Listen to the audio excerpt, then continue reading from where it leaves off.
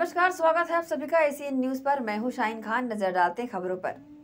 राजधानी रायपुर के तेलीबांधा थाना क्षेत्र में कोयला कारोबारी के ऑफिस के बाहर शनिवार को दिन दहाड़े फायरिंग हुई थी। बाइक पर सवार होकर शूटर्स आए और फायरिंग कर फरार हो गए थे। पुलिस अभी तक आरोपियों तक नहीं पहुंच पाई है। वहीं इस गोलीबारी का पहला सीसीटीवी फुटेज सामने आया है, जिसमें दिख रहा है कि पल्सर बाइक पर सवार दो युवक तेलीबांधा थाने के पास स्थित कंस्ट्रक्शन कंपनी पीआरए ग्रुप के ऑफिस के बाहर करीब 11 बजे आते हैं और दफ्तर के बाहर पार्किंग एरिया में फायरिंग करने लगते हैं। वहीं फायरिंग की आवाज सुनकर कार में बैठे कारोबारी के ड्राइवर और कर्मचारी घबराकर जान बचाते हुए ऑफिस के अंदर भाग रहे होते हैं। कबीरधाम के बैगा बाहुल्य क्षेत्र सोनवाही गांव में बीते 3 दिनों में उल्टी दस्त से 2 बैगा आदिवासियों की मौत हो गई थी। मौत की सूचना पर पूर्व सीएम भूपेश बघेल बरसते बारिश में सोनवाही पहुंचकर मृतकों के परिजनों से मुलाकात की। इस दौरान पूर्व मुख्यमंत्री भूपेश बघेल ने राज्य सरकार पर नाकामी का आरोप लगाते हुए कहा कि विशेष संरक्षित जनजाति होने के बावजूद सोनवाही के बैगा आदिवासियों को इस सरकार में योजनाओं का लाभ नहीं मिल रहा है। 5 मौतें होने के बाद विष्णुदेव सरकार की नींद टूटी है और जब हम पहुंचे तब मच्छरदानी वितरण, स्वास्थ्य परीक्षण और दवाई वितरण शुरू हो सका है। अब तक 25 लोग मलेरिया पॉजिटिव पाए गए हैं। एक परिवार में 5 सदस्य हैं, लेकिन सिर्फ एक मच्छरदानी दी जा रही है। उप मुख्यमंत्री का क्षेत्र होने के बावजूद पूर्व में भी कवर्धा के ही कोलियारी और दयाहानडीह में उल्टी दस्त के चलते मौतें हो चुकी है, लेकिन सरकार गायब है। हम सरकार से मांग करते हैं कि सभी मृतक परिवारों को 4-4 लाख रुपए मुआवजा राशि एवं सभी बैगा आदिवासियों को समुचित मच्छरदानी व आवश्यक स्वास्थ्य सहायता प्रदान की जाए। उल्टी दस्त से लोगों की मृत्यु हो रही है। आज सोनवानी गांव में 5 लोगों की मृत्यु की खबर सुन के हम लोग आए हैं। अलग अलग दिनों में ये मृत्यु हुई है और सबकी उल्टी दस्त से ही मृत्यु हुई है। ये सारे विशेष संरक्षित जनजाति है, प्रिमिटिव ट्राइब्स है, राष्ट्रपति के दत्तक पुत्र ये लोग कहा जाता है। तो विशेष रूप से इनके लिए योजनाएं बनती है, स्वास्थ्य के लिए, शिक्षा के लिए, सब सारी योजनाओं का अलग से इनका कार्यक्रम बनता है, लेकिन एक का भी यहाँ क्रियान्वयन नहीं हो रहा है। मच्छरदानी आज बांटा जा रहा है, क्लोरीन टेबलेट आज बांटा जा रहा है, आज ही इसके मलेरिया टेस्ट किया जा रहा है। तो अभी तक के 25 लोग मलेरिया पॉजिटिव पाए गए हैं और इन कम्युनिटी टाइप से कोई सुविधाएं नहीं मिली है। तो ये बेहद दुर्भाग्यजनक है। सरकार सोई हुई है, इनके तरफ बिल्कुल ध्यान नहीं है। इसके पहले कवर्धा के ही कोयलारी और दयाहानडीह में उल्टी दस्त से मई के आखिरी सप्ताह में वहां भी मृत्यु हुई थी और सैकड़ों लोग उससे 3 लोगों की मृत्यु हुई थी और सैकड़ों लोग उससे प्रभावित हुए थे। यहां भी लगातार उल्टी दस्त की शिकायतें मिल रही है, लेकिन सरकार जब मृत्यु हो गई लोगों की तब वो जाग रही है, तब आगे टेबलेट बांट रहे हैं। तो ये लोगों में आक्रोश है और बेहद दुखी भी हैं। कितने लोगों की मौत है, क्योंकि मौत को स्थानीय प्रशासन सिर्फ 2 बता रही है। यहाँ अभी हम लोगों ने पूछा 5 लोगों की मृत्यु हुई है। उस घर में गए थे, वहाँ भी 5 लोगों को बताया, यहाँ भी 5 लोगों को बताया। इसका कारण क्या बता रहे हैं? उल्टी दस्त हो रहा है, रात भर में उसकी मृत्यु हो जा रही है। क्या स्वास्थ्य विभाग की लापरवाही के चलते? बिल्कुल, स्वास्थ्य विभाग की लापरवाही, जिला प्रशासन की लापरवाही कि वो बराबर यहाँ अभियान चलाया जाना चाहिए था। यहाँ कुएं से पानी पी रहे हैं, पेयजल की व्यवस्था, यदि कुएं से पानी है तो उसे ट्रीटमेंट करने की आवश्यकता थी, वो किए नहीं है। वो आज क्लोरीन टेबलेट बांट रहे हैं। मलेरिया लगातार यहाँ वृद्धि 25 मलेरिया इस गांव से मिल रहे हैं। तो आज ये है कि आपने मलेरिया उन्मूलन के लिए कोई काम किया नहीं है। इस सीजन में करना चाहिए, बरसात लगने से पहले सब चीजें हो जाना चाहिए। ये सब हुआ नहीं है और इस कारण से ये जो 5 मौतें हुई है, इसके पहले कोलियारी और दयाहानडीह में मृत्यु हो गई थी। तो जिला प्रशासन को और हेल्थ डिपार्टमेंट को, पीएचई को विशेष रूप से अभियान पूरे जिले भर में चलाया जाना चाहिए था, जो कि नहीं हुआ। उस समय 3 मौतें हुई, सैकड़ों लोग उससे प्रभावित हुए। आज यहाँ 5 लोगों की मौत हुई इसी गांव में और उस मृत्यु को भी छुपाने की कोशिश हो रही है। ये बेहद दुर्भाग्यजनक है। सर, बरसात का मौसम चल रहा है और पूरा मंत्रिमंडल अयोध्या दर्शन के लिए गया हुआ है छत्तीसगढ़ से, क्या कहेंगे? यहाँ भाई जो दरिद्र नारायण की सेवा करने से ही ईश्वर प्रसन्न होते हैं। ये गरीब लोग हैं, इसकी सेवा करना, इसके देख रेख करना, इनके देखभाल करना, और उप मुख्यमंत्री के क्षेत्र है तो उसे तो विशेष रूप से इन्हीं की सेवा करना था, जो कि कल मतलब वो कुछ किए हुए नहीं है।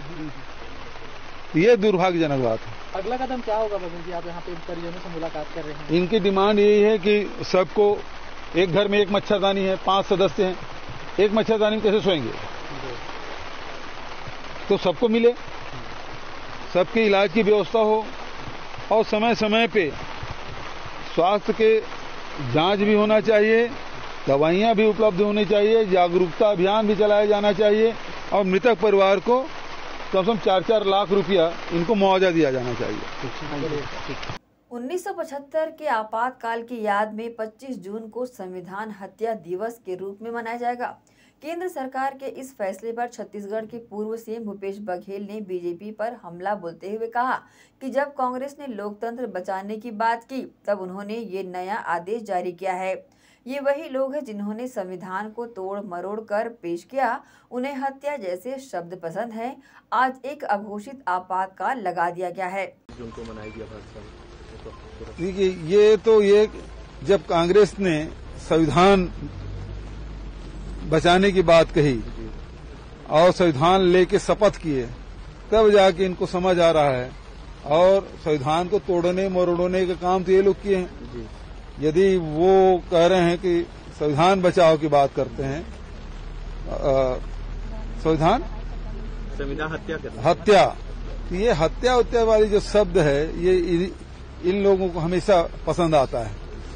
भाई, संविधान के हिसाब से चलते आज अघोषित रूप से इमरजेंसी लगी हुई है, मीडिया में भी ताला लगा हुआ है, जो राजनेता खिलाफ में बोले उसको जेल में डाला जा रहा है, तो जो उद्योगपति यदि या व्यापारी कुछ बोले तो उनके खिलाफ, पत्रकार हो तो उसके खिलाफ, तो आज बोलने की आजादी नहीं है, जो घोषित ये इमरजेंसी लगी हुई है। जशपुर पुलिस अधीक्षक शशि मोहन सिंह द्वारा बगीचा शहर के बस स्टैंड एवं मुख्य मार्ग का आकस्मिक निरीक्षण किया गया।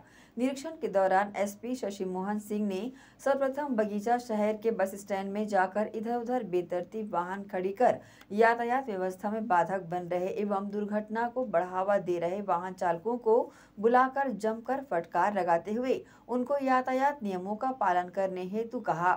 साथ ही बगीचा थाना प्रभारी को मुख्य मार्ग एवं बाजार डांड के मार्ग पर अव्यवस्थित खड़े वाहनों पर कार्रवाई करने के निर्देश दिए। उन्होंने बगीचा शहर के व्यवसायियों को अपनी दुकान के सामने खड़े वाहनों को भी सही तरीके से पार्क करने को कहा। एसपी शशि मोहन सिंह ने बस के कंडक्टरों एजेंटों को हिदायत देते हुए कहा कि बसों को सही तरीके से लगाएं और अगर किसी भी तरह की लड़ाई झगड़ा करते पाए जाते हैं तो सीधे पुलिसिया कार्रवाई की जाएगी। इसके पश्चात एसपी ने मुख्य मार्ग में संचालित भीड़भाड़ वाले स्थान एसबीआई बैंक के पास यातायात व्यवस्था का निरीक्षण किया और बैंक मैनेजर को बुलाकर पार्किंग व्यवस्था एवं सुरक्षा हेतु गार्ड लगाने के निर्देश दिए। को लेके यहाँ के जनप्रतिनिधि और जनता के द्वारा अक्सर ये मांग की जाती थी कि यहाँ के बस स्टैंड और विशेषकर स्टेट बैंक का जो ऑफिस है उसके सामने यातायात को लेके कुछ अव्यवस्था रहती है। तो आज यहाँ के एसडीओपी निमिषा पांडे और थाना प्रभारी अमित तिवारी के साथ एक संयुक्त विजिट किया गया और यहाँ पर ऑटो चालक के जो संघ के लोग थे उनसे भी बातचीत किया गया और एक रास्ता निकाला गया कि एक पर्टिकुलर जगह उन्हें दे दिया जाए ताकि बस स्टैंड में जो अव्यवस्था होती वो ना हो, और साथ ही बैंक मैनेजर से भी बात करके यातायात को दुरुस्त करने के लिए वहाँ पे उनके द्वारा एक गार्ड रखने का भी आश्वासन दिया गया। तो कोशिश की जा रही है कि यहाँ की यातायात व्यवस्था दुरुस्त रहे। वक्त है एक छोटे से ब्रेक का, जल्द हाजिर होते हैं। आप सब बने रहिए एसीएन न्यूज के साथ।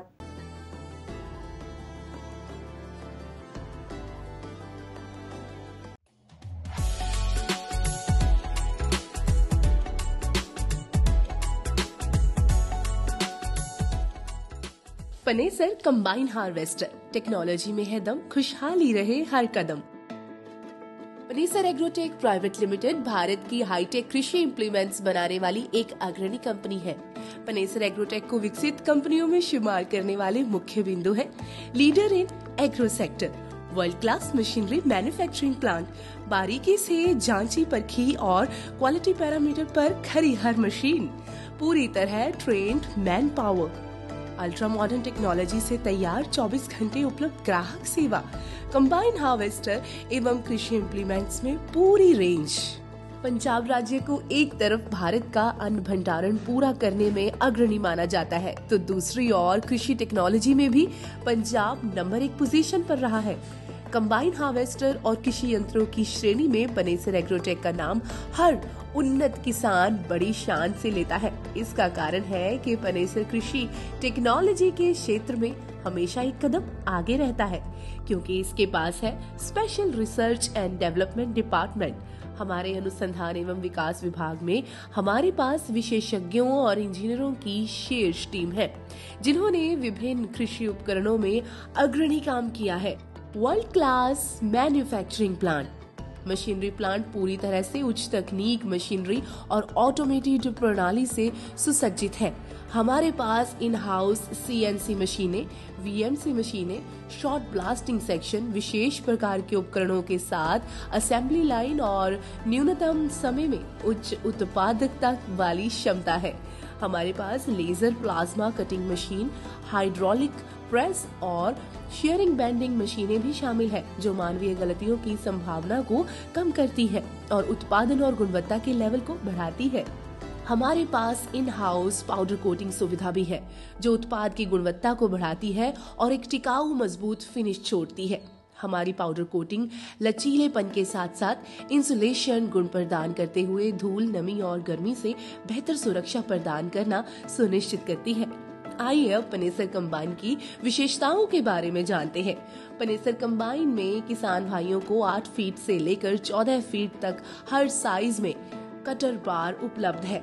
पनेसर कंबाइन में इंजन की पावर में आप 74 HP से लेकर 133 HP तक कोई भी ऑप्शन ले सकते हैं। पनेसर कृषि यंत्रों के उपयोग से खेतों में आपको प्रति एकड़ अधिक पैदावार मिलेगी।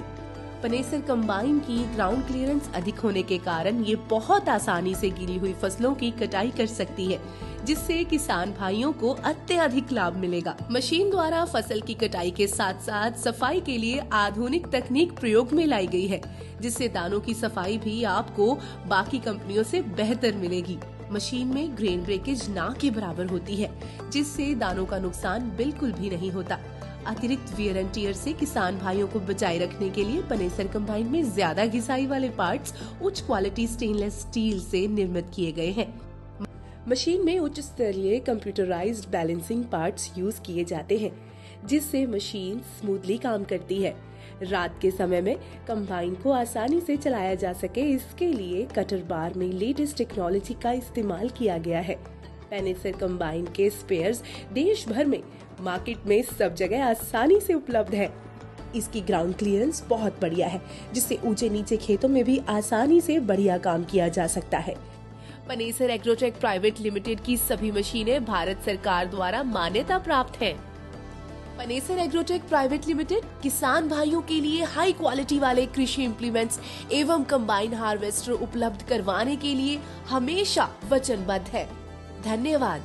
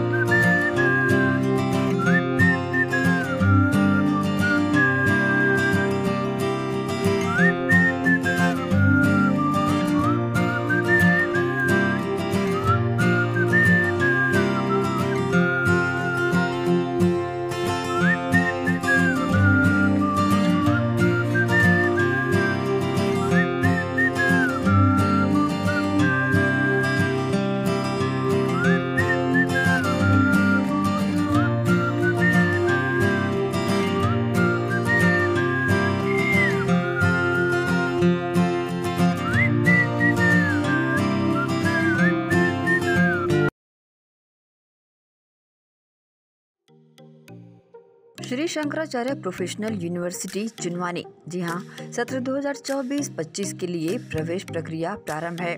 डिप्लोमा इन फार्मेसी एवं बैचलर ऑफ फार्मेसी के लिए प्रवेश प्रारंभ है। बिना PPHD दिए सीधा प्रवेश। इतना ही नहीं, 10वीं और 12वीं में गणित और विज्ञान के छात्रों के लिए सुनहरा अवसर है। सीमित समय, सीमित सीटें। अगर है सपनों को पूरा करना तो भरना होगा ऊंची उड़ान। जल्दी करें, प्रवेश प्रारंभ है। प्रेजेंटली शंकराचार्य ग्रुप के अंदर 4 फार्मेसी कॉलेजेस हैं। इन चारों फार्मेसी कॉलेजेस में diploma in pharmacy and bachelor of pharmacy की कोर्सेज रन होती हैं। साथ में masters in pharmacy and PhD की कोर्सेज भी हम ऑफर करते हैं। शंकराचार्य प्रोफेशनल यूनिवर्सिटी के अंदर ये चारों कॉलेज एफिलिएटेड हैं and most importantly pharmacy council of India ने चारों कॉलेजेस को अनुमोदन दिया है। जैसे कि आप जानते हैं, Shankaracharya group is famous for its infrastructure, its faculty, its students group, and in every aspect we are on top as from 2008. So in this year also, अगर आप चाहते हैं कि आप 12th के बाद साइंस में आपके भविष्य बनाना चाहते हैं तो शंकराचार्य प्रोफेशनल यूनिवर्सिटी में एक बार जरूर आए। फार्मेसी कोर्स में अभी डायरेक्ट एडमिशन 12th की % बेसिस पे दिया जा रहा है, तो जल्द से जल्द संपर्क करें। तो एडमिशन हेतु जल्दी करें। Shri Shankaracharya professional university Junwani, Bhilai, Chhattisgarh. संपर्क करें 9977258200।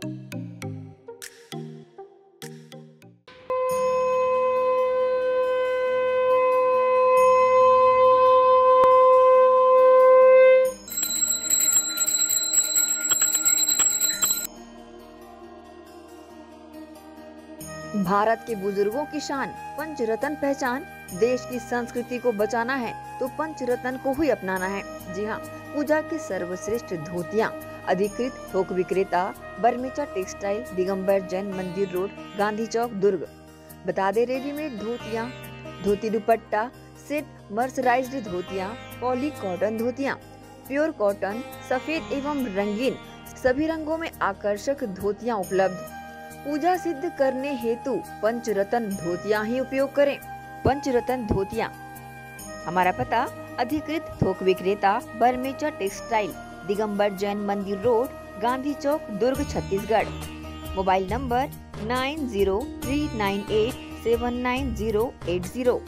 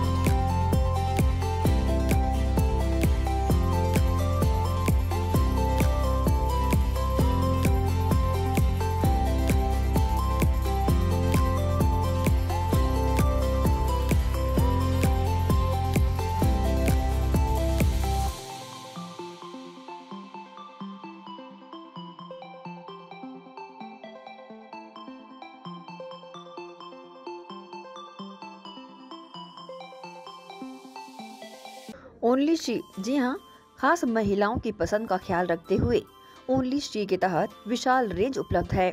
ओनली शी की लेगिस व हॉट पैंट की विशाल श्रृंखला, आकर्षक product, kurti pant, shapewear, string pant, cotton pant, palazzo, capri pant, women shirts, hot pant, camisole, cycling shirts, round neck T shirt, V neck T shirt, jogger pant, track pant, printed T shirt, comfy pyjama, churidar leggings, ankle length leggings, kids leggings. Only she के product के तहत अधिकृत विक्रेता only she, जी हाँ, अधिकृत थोक विक्रेता बर्मेचा textile, Digambar Jain Mandir road, Gandhi Chowk, Durg, Chhattisgarh. Mobile number 9039879080।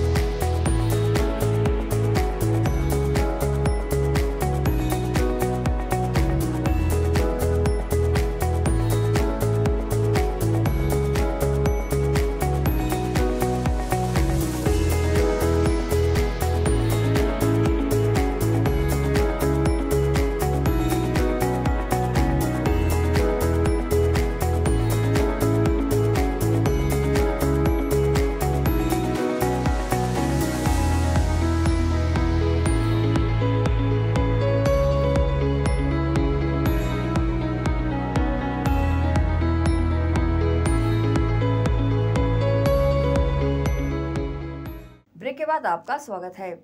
7 राज्यों के 13 विधानसभा उपचुनाव के परिणाम पर छत्तीसगढ़ के पूर्व मुख्यमंत्री और कांग्रेस नेता भूपेश बघेल ने कहा कि जब आम चुनाव नहीं होते और उपचुनाव होते हैं तब भाजपा इस तरह से पिछड़ जाती है। 4 जून के नतीजों से पता चला कि जनता ने पीएम मोदी की गारंटी से इनकार कर दिया है।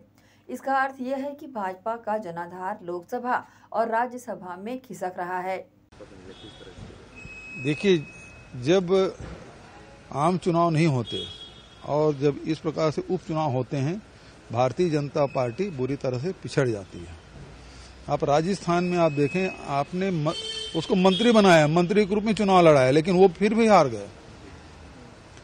तो ये बहुत सारे संकेत।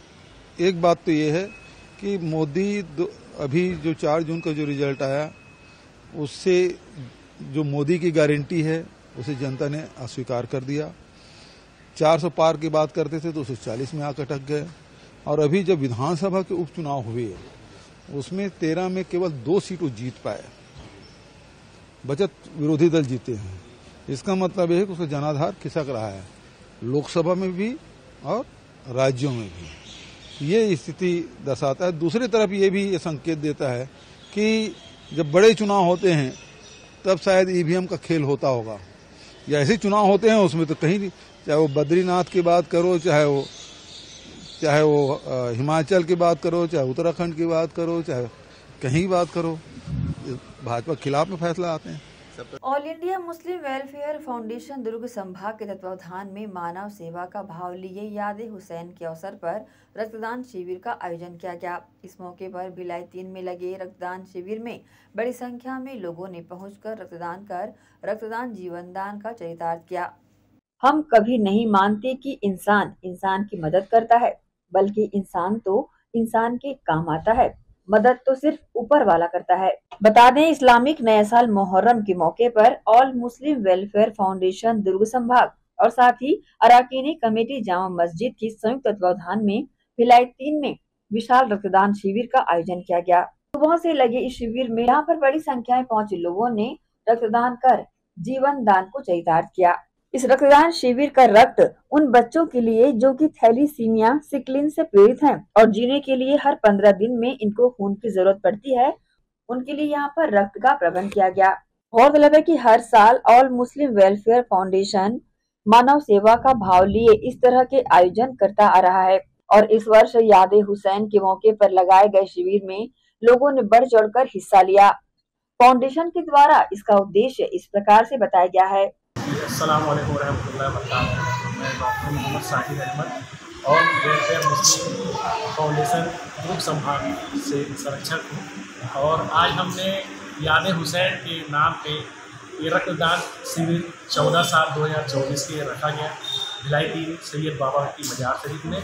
और ये जो ब्लड डोनेशन दिया जा रहा है आशीर्वाद ब्लड बैंक रायपुर कलेक्शन कर रहे हैं और हमारा मकसद ये है कि याद हुसैन के नाम से जो ब्लड दी जा रही है, ये थैलेसीमिया पीड़ित जो बच्चे हैं जिनको हर 15 दिन में ब्लड की ज़रूरत पड़ती है, उन बच्चों के लिए ये ब्लड हम डोनेशन कर रहे हैं। और आज याद हुसैन के नाम से करीबन 20-30 यूनिट इकट्ठा हो गया है और ये सुबह 10 बजे से शाम के 6 बजे तक चल रहा है। ये ऑल वेलफेयर मुस्लिम फाउंडेशन ग्रुप संभाग की जानिब से और सैयदी सुन्नी जामा मस्जिद अराकीनी कमेटी की जानिब से और ये आशीर्वाद ब्लड बैंक उनने कलेक्शन लिया है और हमारा सहयोग दिए हैं साई नमन हॉस्पिटल, उनने भी हमारा सहयोग दिया है इसमें। और सबका हम शुक्रगुजार है कि याद हुसैन के नाम से जो ब्लड हुआ है ये थैलेसीमिया बच्चों को पहुँचे और उनकी जान बचे, बस यही मकसद है। रक्तदान ही जीवन दान है और मानव सेवा ही माधव सेवा। इसका उद्देश्य लिए ऑल मुस्लिम वेलफेयर फाउंडेशन ने रक्तदान शिविर लगाकर एक मानव सेवा को चरितार्थ किया। इस मौके पर मोहम्मद इमरान, साजिद अहमद, मजाहिर अहमद, आमिर हाशमी और तनवीर अहमद के साथ फाउंडेशन के लोग बड़ी संख्या में यहाँ पर शामिल रहे और साथ ही यहाँ पर लोगों ने बढ़ चढ़कर जागरूकता का परिचय देते हुए इस शिविर का बढ़ चढ़कर लाभ उठाया। एसीएन न्यूज के लिए शैलेंद्र खरे के साथ शाहीन खान की रिपोर्ट। अंजुमन इस्लाहुल मुस्लिमीन कमेटी और बज़्म फाउंडेशन टीम के संयुक्त तत्वावधान में मौला इमाम हुसैन व करबला के शहीदों की याद में रक्तदान शिविर का आयोजन किया गया। इस अवसर पर मुस्लिम समाज के लोगों ने बढ़ चढ़कर हिस्सा लिया। मुहर्रम माह के अवसर पर करबला में शहीद हुए मौला इमाम व हुसैन व शहीदान करबला की याद में दुर्ग के मुस्लिम हॉल तकिया पारा में अंजुमन इस्लाहुल मुस्लिमीन कमेटी और सीटीबी फाउंडेशन की टीम के संयुक्त तत्वावधान में स्वास्थ्य शिविर और रक्तदान शिविर लगाया गया और आयुष्मान कार्ड बनवाने का शिविर भी यहां पर लगाया गया। इस मौके पर मुस्लिम समाज के लोगों ने बढ़ चढ़कर हिस्सा लिया।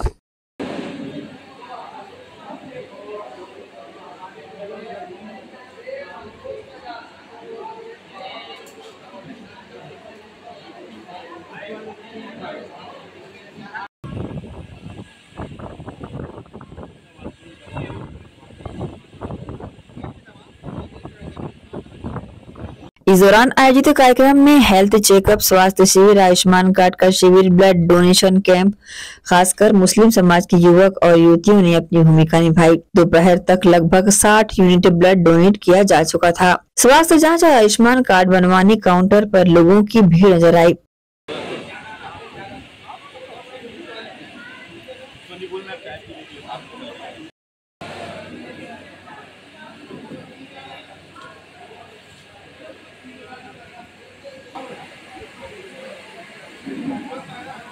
अंजुमन इस्लाहुल मुस्लिमीन कमेटी और सीटीबी फाउंडेशन टीम के पदाधिकारियों द्वारा शिविर में रक्तदान करने पहुंचे लोगों को प्रशंसनीय पत्र सहित उपहार भेंट किया गया। इस अवसर पर कमेटी के लोगों ने प्रतिक्रिया दी। के शहीदों के याद में ये प्रोग्राम हर साल किया जाता है अंजुमन इस्लाहुल मुस्लिमीन के जानिब से और सीटीबी फाउंडेशन इसके सहयोग करती है इसमें। और हमारे यहाँ स्वास्थ्य शिविर का आयोजन किया गया है, शिविर का आयुष्मान शिविर का आयोजन किया गया है और ब्लड डोनेशन का कार्यक्रम जो कि पिछले बार हमने 120 यूनिट किया था, इस बार इंशाल्लाह ताला 150 के आसपास का यूनिट का हमारा करने का वो है। यह प्रोग्राम 4 बजे तक अभी चलेगा और अभी तक हम लोगों ने 50 यूनिट के आसपास हो चुका है हमारा। इस्लामुल मुस्लिमीन शहर दुर्ग और CTB फाउंडेशन की जानिब से ये प्रोग्राम किया गया है। इसमें health checkup, blood donation camp और आयुष्मान कार्ड का आयोजन किया गया है, जिसमें हमारे मोहल्ले के और आसपास के जितने भी लोग, लेडीज़ हो या जेंट्स हो, सभी ने मिलकर बढ़ चढ़कर योगदान दिया। अभी 50 यूनिट ब्लड डोनेट हो चुका है और बाकी हेल्थ चेकअप का चल ही रहा है और आयुष्मान कार्ड का भी अभी प्रोसेस में है। ACN न्यूज़ के लिए दुर्ग से नसीम फारूकी की रिपोर्ट। वक्त है एक और छोटे से ब्रेक का, जल्द हाजिर होते हैं। आप सब बने रहिए ACN न्यूज़ के साथ।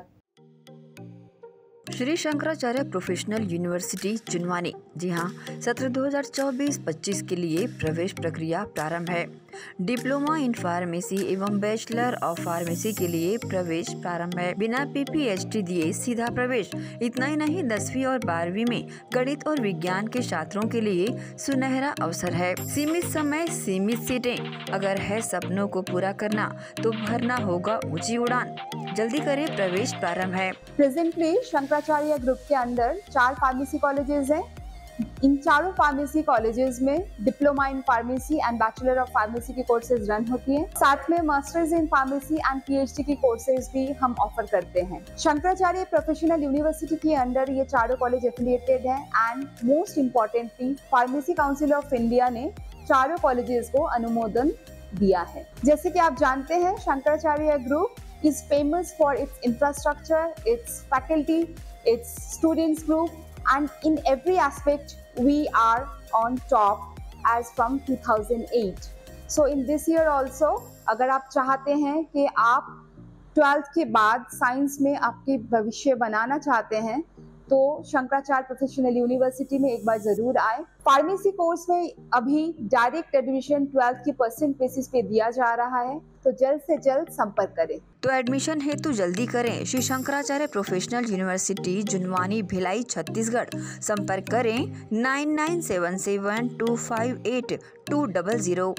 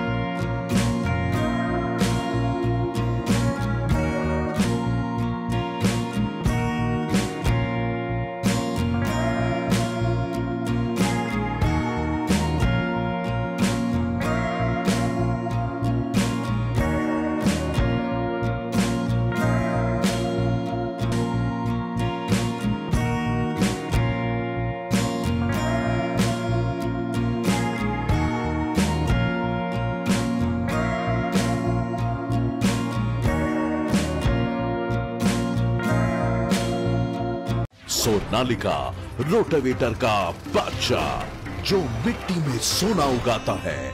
हम उनके सपनों को हकीकत बनाते हैं। खेती के उपकरणों में दुनिया का number 1 heavy duty rate Sonalika agro solutions पेश करते हैं सोनालिका शानदार रोटावेटर ऑफर। त्योहार के अवसर पर लाखों के उपहार।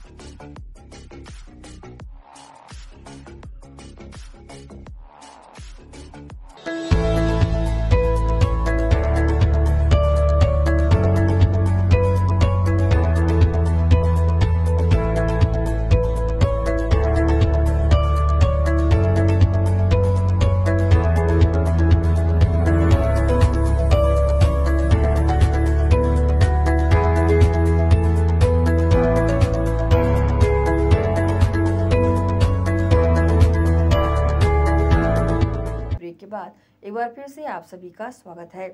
दुर्ग के अंजोरा थाना क्षेत्र में आपसी विवाद के चलते युवक ने एक महिला पर उस्तरा से वार कर प्राणघातक हमला कर खुद भी जहर खा लिया। एक पुराने मामले के केस को वापस लेने के नाम पर आरोपी युवक दिनेश वर्मा द्वारा महिला को दबाव बनाने के साथ गाली गलौज कर मोहिनी देशमुख, जो कि अंजोरा निवासी है, इसको उस्तरा से वार कर प्राणघातक हमला कर दिया और खुद भी जहर खा लिया। जैसे ही इस घटना की जानकारी अंजोरा पुलिस को मिली तो मौके पर अंजोरा चौकी प्रभारी राम नारायण ध्रुव के नेतृत्व में पुलिस की टीम पहुंची और दोनों को जिला अस्पताल पहुंचाकर भर्ती करवाया गया।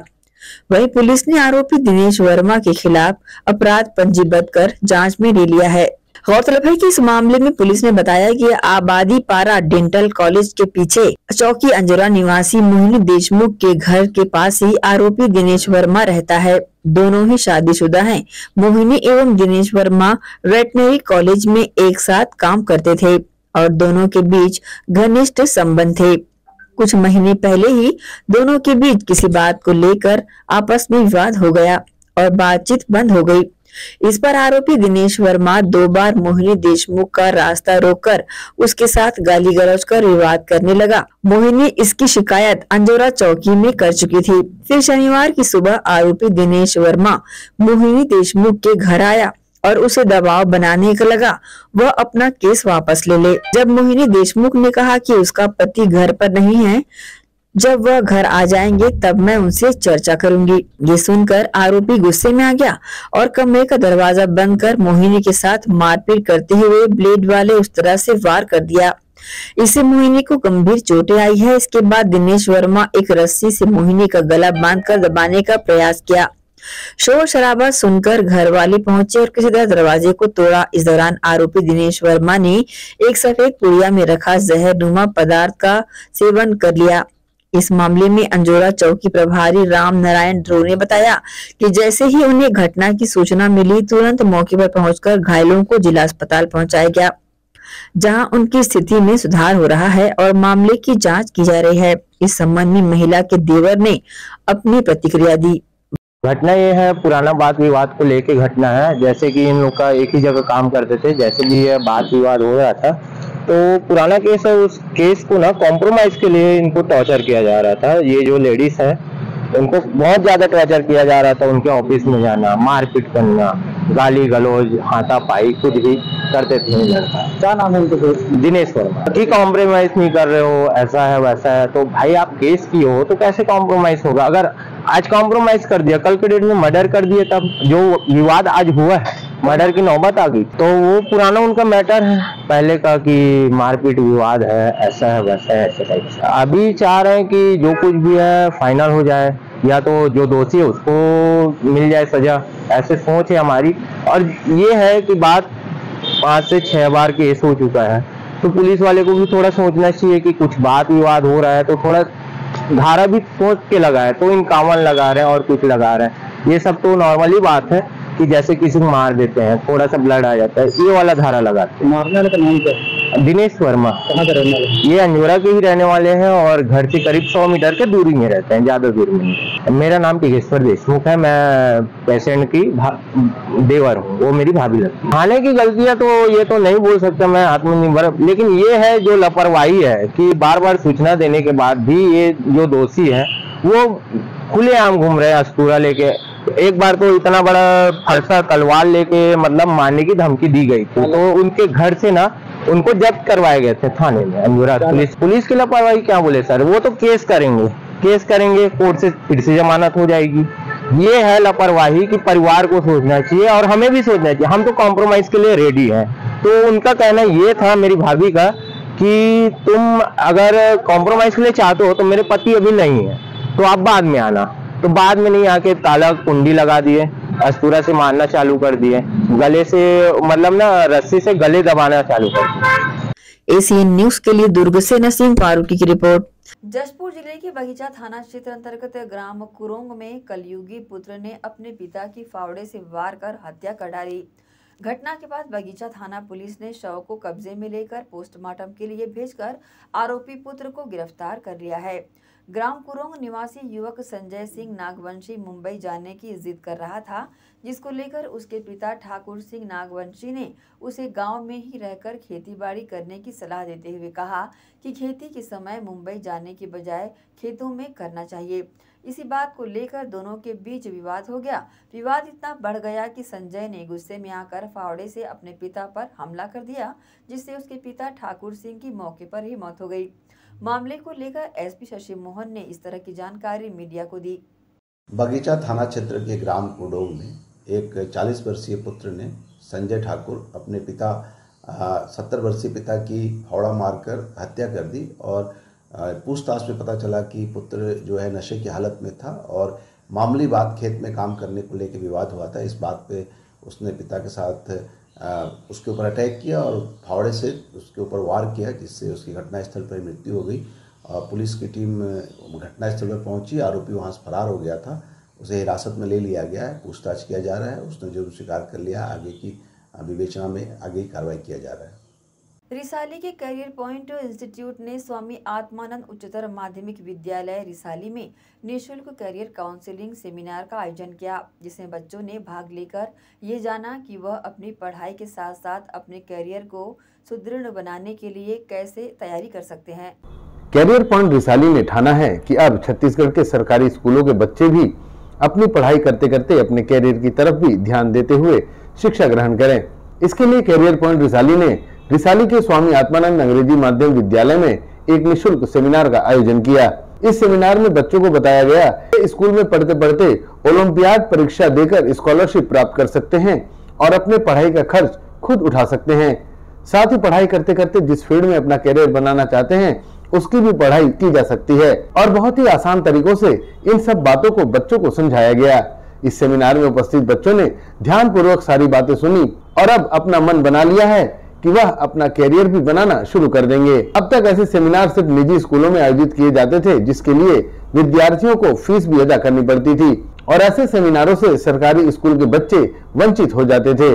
परंतु कैरियर पॉइंट रिसाली की पहल से अब सरकारी स्कूल के बच्चे भी बेहतर मार्गदर्शन पाकर अपना भविष्य सुनिश्चित कर सकते हैं और कैरियर पॉइंट के संचालकों ने भी निःशुल्क लगाए गए सेमिनार का उद्देश्य बताया और कहा कि सरकारी स्कूल के बच्चे भी उनके मार्गदर्शन का लाभ उठाकर अपना भविष्य संवार सकते हैं। सर, मेरा नाम ऋषि गुरबख्शानी है और मैं कैरियर पॉइंट कोटा जो 30 साल से इस लाइन में है, एजुकेशन लाइन में 30 साल से इस लाइन में है, यहाँ पर हम पहली बार खोल रहे हैं भिलाई में। आज हमने जो सेमिनार ऑर्गेनाइज करवाया है, निःशुल्क सेमिनार करवाया है एक गवर्नमेंट स्वामी सत्यानंद स्कूल में, हम बच्चों में अवेयरनेस डालना चाहते हैं कि वो आगे चल के किस कॉम्पिटिटिव एग्जाम में और कैसे पार्ट ले सकते हैं। आज का सेमिनार का सब्जेक्ट है ओलंपियाड्स और कॉम्पिटिटिव एग्जाम के बारे में समझाना बच्चों को, जो आजकल इनको आगे बढ़ने में बहुत हेल्प करेगा। सर, हम आज बेसिक्स उनको नॉलेज देने आए थे, अब अगली बार फिर से हम निःशुल्क सेमिनार करेंगे जिसमें एक एक पार्ट के बारे में हम उनको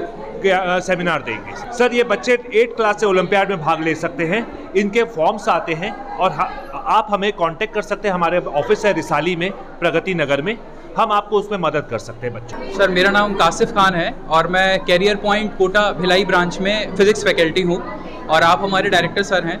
आज हम लोगों ने निःशुल्क एक सेमिनार कंडक्ट किया है रिसाली आत्मानंद स्कूल में, और जिसका टॉपिक था कि बच्चों के लिए एक अवेयरनेस प्रोग्राम करना, जिसमें उनको ये मालूम चले कि ओलंपियाड्स एग्ज़ाम और स्कूल एग्ज़ाम के बीच में तालमेल कैसे बैठाया जा सकता है, कैसे इन दोनों के बीच में तालमेल बैठाकर आप आगे जीवन में बढ़ सकते हैं। सर, इसमें क्या होता है कि दो तरीके से आप एग्ज़ाम इसमें बात कर सकते हैं। एक तो सेंट्रल गवर्नमेंट के जिसमें कुछ बॉडीज़ हैं, जैसे कि तरीके से आपका NTSC और KVPY एग्ज़ाम जिसमें आपको स्कॉलरशिप मिलती है, और कुछ इसमें नॉन प्रॉफिटेबल ऑर्गेनाइजेशन है जो एग्ज़ाम इस तरीके के कंडक्ट करती हैं। बहुत सारे एग्ज़ाम से अगर मैं छत्तीसगढ़ भिलाई की बात करूं तो यहाँ हम लोगों के पास में SOF एक बॉडी है जो कि इस तरीके के एग्ज़ाम कंडक्ट कराती है। पहला जैसे आप देखेंगे national science olympiad, international English olympiad, international general knowledge olympiad, international cyber olympiad. तो इस तरीके से बहुत सारे एग्जाम्स और प्रिपरेशन की जाती है, जिससे बच्चे अगर आज से स्टार्ट कर देते हैं तो आगे अगर वो UPSC करना चाहें, CGPSC करना चाहें, रेलवे में जाना चाहें, बैंकिंग में जाना चाहें,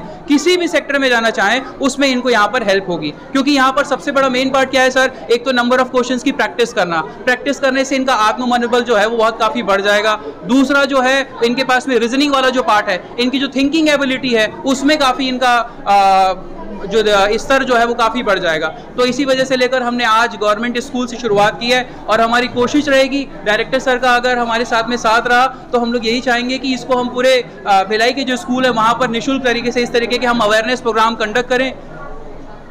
सेमिनार में उपस्थित बच्चों ने सेमिनार से मिले मार्गदर्शन को बेहतर बताया और उस पर अमल करके अपने उज्जवल भविष्य की तरफ बढ़ने की बातें कही।